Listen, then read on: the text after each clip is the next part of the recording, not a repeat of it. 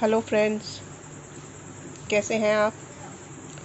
Welcome to my channel step by step in physical education. I am your subject expert doctor Ritika Bhatia. Today in this video of chapter 2 sports and nutrition we will discuss about the diet, health, how you can lose weight, how you can maintain your weight, what are the pitfall of dieting and all these topics. So let's start. Eating for weight control, a healthy weight, the pitfall of dieting, food intolerance and food myths. All these topics will cover in this point, eating for weight control. So first of all we come on what is healthy weight. As all of you know that कि हमें healthy रहने के लिए, हमें fit रहने के लिए एक पर्टिकुलर वेट होना ज़रूरी है. If we want to be fit and fine, healthy and strong, so our weight should be according to our height. As you can see here in a picture, according to the body mass index, which is standardized norms decided by the WHO, that in your according to your weight proportionate how much should be your height and how you will calculate your BMI according to your weight and height. So you can see here there is a formula given to calculate your BMI. In Indian terms, you can calculate your BMI by dividing your weight through your height in meter square, or in labs you can calculate your BMI according to 703 into weight in labs and height in inches square. So whatever formula you can, any one formula you can use to calculate your BMI. And the table is also given here that if you fall in the category of underweight, then your BMI will be less than or till 18.5.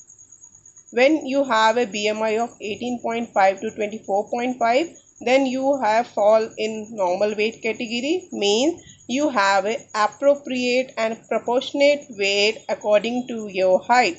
You are absolutely falling fit and proper according to your height in a proper weight. If you have a BMI of 25 to 29 point, then you have a overweight category. And if you fall in a 30 to 40 category of BMI, so there is a different class of obesity, 1, class 2, class 3. So if you have, according to this picture, you can see that the person who is normal having a BMI of 19 to 24, the person having a BMI 25 to 29 is overweight, and the person from 30 to 40 plus BMI having the obese class 1, 2 and 3 category weight. So in picture it is clearly seen that when your weight is increased, so your body weight, the structure of your body is also increased, or in ratio of your height. So if you have a small height, then your weight should be according to your height, your body structure. If you have a tall height, then it could be according to that also. कई बार क्या होता है कि जो छोटी height के लोग होते हैं उनका वेट बहुत कम होता है, बहुत स्किनी एंड थिन दिखते हैं. कई बार बहुत ज़्यादा हो जाता है तो बहुत ओवरवेट दिखते हैं. और सेम वेट में कोई टॉलर पर्सन होता है तो वो या तो पतला दिखता है या हेल्दी दिखता है. तो जो आपका हाइट होती है, सबसे ज़्यादा डिफरेंस उसी से पड़ता है आपकी बॉडी स्ट्रक्चर पे, आपकी बॉडी वेट पे, कि आपका जो वेट है आपकी हाइट के अकॉर्डिंग कितना है, कितना होना चाहिए.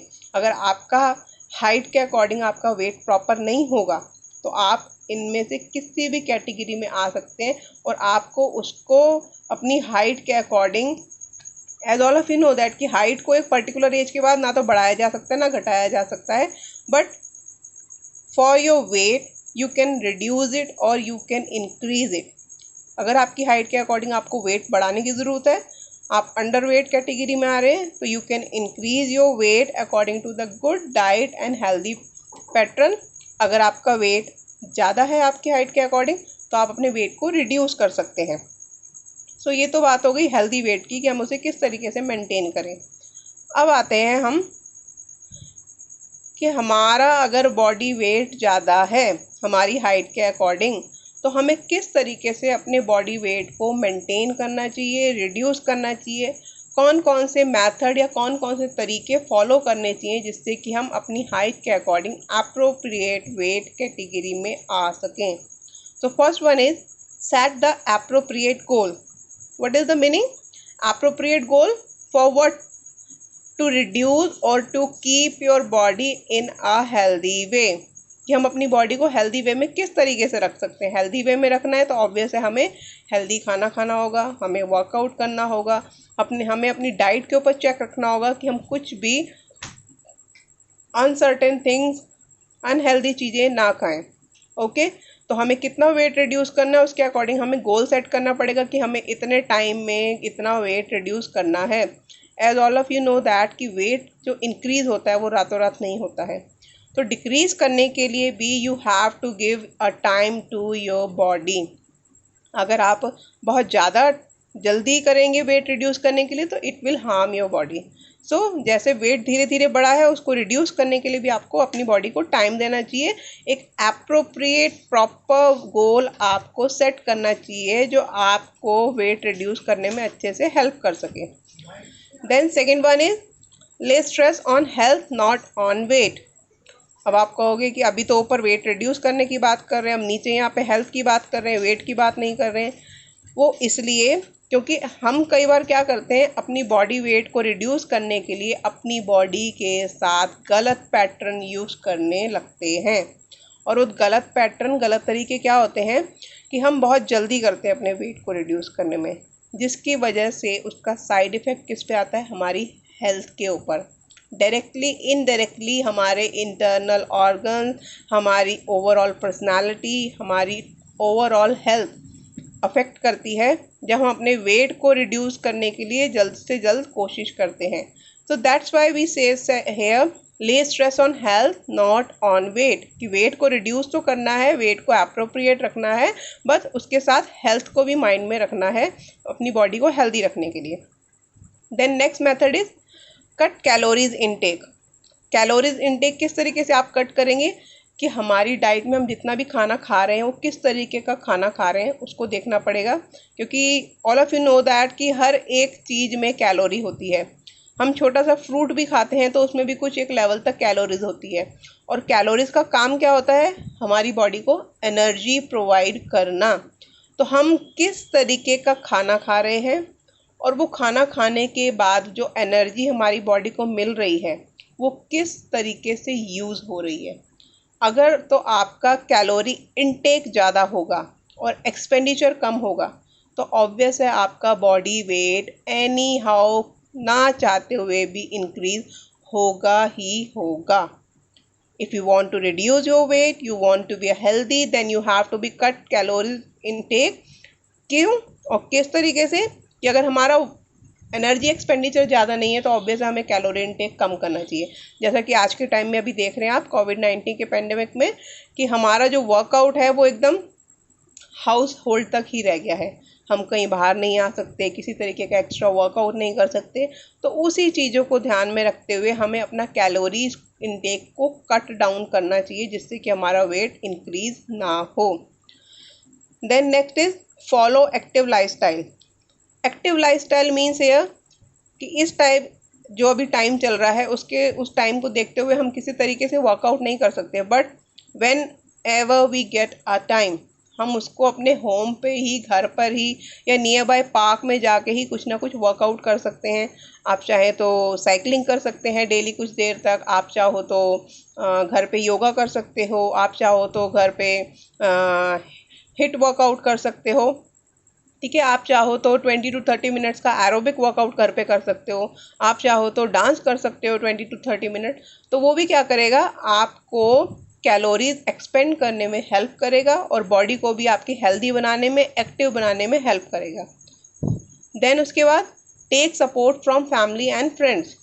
अब फैमिली एंड फ्रेंड किस तरीके से आपको हेल्दी बॉडी वेट कंट्रोल करने में हेल्प करते हैं? Sometimes it is very difficult to obese person to get motivated to reduce their weight, क्योंकि उनका वेट इतना ज़्यादा होता है कि वो डेली वर्कआउट करते हैं और उसका रिजल्ट जल्दी से नहीं मिलता, तो वो डीमोटिवेटेड होने लगते हैं। तो इट्स आपकी फैमिली और फ्रेंड की रिस्पॉन्सिबिलिटी है, इट्स देयर रिस्पॉन्सिबिलिटी कि वो आपके वर्कआउट के ऊपर खुद से भी चेकआउट करें और आपको टाइम टू टाइम मोटिवेट करते रहें। और अगर आपको भी कहीं से डीमोटिवेटेड टाइप का खुद से फील हो रहा है तो आप अपने फैमिली एंड फ्रेंड से बात करके अपने आप को अगेन मोटिवेटेड कर सकें। देन योगिक एक्सरसाइज मैं आपको बता ही चुकी हूँ कि घर पे रह के भी आप कुछ योगासन या कुछ हिट वर्कआउट करके अपने आप को मेंटेन कर सकते हैं अपने बॉडी वेट को। अगर आपका बॉडी वेट ज़्यादा नहीं है और उसको मेंटेन, क्योंकि बॉडी वेट ज़्यादा नहीं है तब उसको सेम मेंटेन करना is also a challenging task. Increase weight को रिड्यूस करना इज़ ऑल्सो टास्क, बट जो बॉडी वेट है उसको मेंटेन करना भी अपने आप में एक चैलेंजिंग टास्क होता है, स्पेशली इस पेंडेमिक की सिचुएशन में। तो हमें किसी ना किसी तरीके से अपनी बॉडी को इन्वॉल्व रखना है, एक्टिव रखना है, फिजिकली भी मेंटली भी। Then avoid junk and fast food. ऐसी कंडीशन में हमें जंक एंड फास्ट फूड के ऊपर रिस्ट्रिक्शन रखनी चाहिए। अगर हम अपना बॉडी वेट मेंटेन करना चाहते हैं, रिड्यूस करना चाहते हैं, when you want to reduce your body weight then specially you have to avoid junk and fast food, and when you want to maintain the weight then you have to cut down the junk and fast food from your diet in a appropriate manner। हम ये नहीं कहते कि सभी चीज़ें एकदम से बंद कर देनी चाहिए, बहुत टाइम लगता है इनके ऊपर वर्क करने के लिए, बट धीरे धीरे आप अपनी डाइट में अगर इनको रिड्यूस करते जाएंगे तो आपको धीरे धीरे इनकी हैबिट भी ख़त्म हो जाएगी। डू नॉट स्किप मील्स, सबसे important point. When you want to reduce the weight then never skip your meals. हम क्या सोचते हैं कि मील स्किप करने से क्या होगा कि हमने अपने आप को, अपनी बॉडी को भूखा रख दिया तो हमारा वेट रिड्यूस हो जाएगा। No, it's a wrong thing. अगर हमें वेट रिड्यूस करना है तो कैलोरी इनटेक लेना ही पड़ेगा और उस कैलोरी इनटेक के अकॉर्डिंग हमें वर्कआउट करना ही पड़ेगा, जो बहुत ज़रूरी है। विदाउट वर्कआउट किए आपकी बॉडी वेट रिड्यूस नहीं कर सकती है। फूड स्किप करने से क्या होगा, आपकी बॉडी अनहेल्दी होने लगेगी, आपके जो इंटरनल ऑर्गन्स हैं वो वीक पड़ने लगेंगे, आपकी जो एनर्जी है वो भी रिड्यूस होने लगेगी, जिसकी वजह से क्या होगा, आपका वेट रिड्यूस होने की बजाय इंक्रीज भी हो सकता है। Then next point is avoid alcohol, smoking and drugs. This is the important thing. When you want to reduce the weight you have to cut out the alcohol, smoking, drugs, all these things from your daily routine. क्यों? क्योंकि ये चीज़ें आपकी health को तो ख़राब करती हैं, आपकी मेंटली हेल्थ को भी ख़राब करती हैं और आपकी बॉडी फिगर को भी ख़राब करती हैं।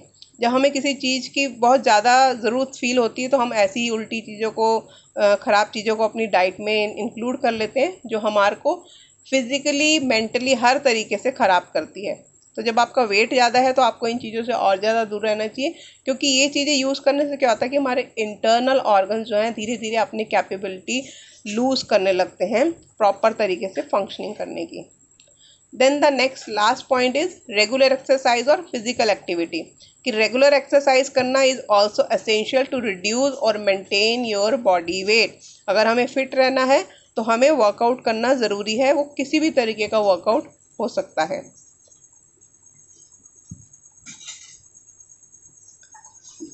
Then the next topic is pitfall of dieting. कि if we want to reduce the weight, और उसके लिए कई बार हम क्या करते हैं, डाइटिंग का सहारा लेते हैं। तो dieting is a good thing और bad thing. You can see here in a picture also that before dieting, after dieting and after that dieting. कि हम जब डाइटिंग स्टार्ट करते हैं, हमारा वेट ज़्यादा है, और जब हम डाइटिंग करना शुरू कर देते हैं, एकदम क्रैश डाइटिंग करना शुरू कर देते हैं, तो एकदम से हमारा वेट रिड्यूस हो जाता है। बट जैसे ही हम खाना खाना शुरू करते हैं, दोबारा कुछ डाइट लेना शुरू करते हैं, तो हमारा वेट फिर बढ़ जाता है। तो ऐसा क्यों होता है? तो these things is mention here, the pitfall of dieting. कि डाइटिंग से क्या नुकसान होते हैं। First of all, extreme reduction of calories. कि व्हेन समवन डू और गोज ऑन डाइटिंग, तो हमारी बॉडी में जो कैलोरीज होती हैं उनकी रिडक्शन हो जाती है एकदम एक्सट्रीम वे में। क्यों? क्योंकि हम अपना खाना स्किप कर देते हैं। खाना स्किप कर देते हैं तो उससे क्या होता है, बॉडी में एनर्जी नहीं रहती है और बॉडी को कैलोरीज नहीं मिल रही, एकदम से रिड्यूस होगी तो ऑब्वियस है वो आपका वेट भी रिड्यूस कर देती है। बॉडी के अंदर कुछ जा नहीं रहा, आप खा नहीं रहे हो, तो वो आपकी बॉडी के वेट को कुछ लेवल तक कम कर देती है, जिससे कि हमें लगता है कि हमारा वेट रिड्यूस हो गया है। Then restrictions on some nutrients, कि जब हम डाइटिंग करते हैं, हम चीज़ों को खाना पूरी तरीके से अवॉइड कर देते हैं, तो उस अवॉइडेशन में होता क्या है कि हम कुछ ज़रूरी न्यूट्रिशन भी अपनी डाइट से कट आउट कर देते हैं। और वो न्यूट्रिशन कट आउट होने से क्या होता है कि उसका अफेक्ट हमारी इंटरनल एंड एक्सटर्नल, मेंटल और फिजिकल हर तरीके से हमारी बॉडी पे पड़ता है। स्किपिंग मील्स, मील स्किप करते हैं डाइटिंग में। क्रैश डाइटिंग में बेसिकली लोग क्या करते हैं, हर तरीके का खाना स्किप कर देते हैं। वो सिर्फ क्या करते हैं, या तो लिक्विड के थ्रू अपनी कैलोरीज लेते हैं, या फिर फ्रूट्स के ऊपर आ जाते हैं, या फिर प्रोटीन डाइट के ऊपर आ जाते हैं, और वर्कआउट करते नहीं हैं। तो उससे क्या होता है कि बॉडी में एनर्जी जा रही है, कैलोरीज जा रही हैं, बट वो एक्सपेंड नहीं हो रही हैं। फिर धीरे धीरे क्या होता है, आपका वेट रिड्यूस होने की बजाय इंक्रीज होने लगता है। The next, intake of calories through drinking.